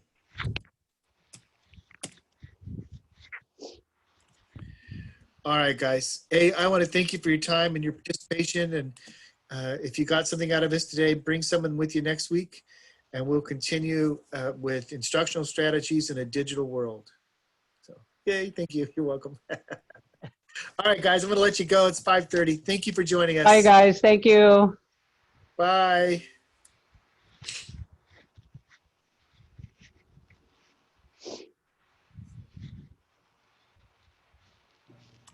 Hi, is it okay if I stay for a couple more minutes? Sure, Yeah. you have some questions?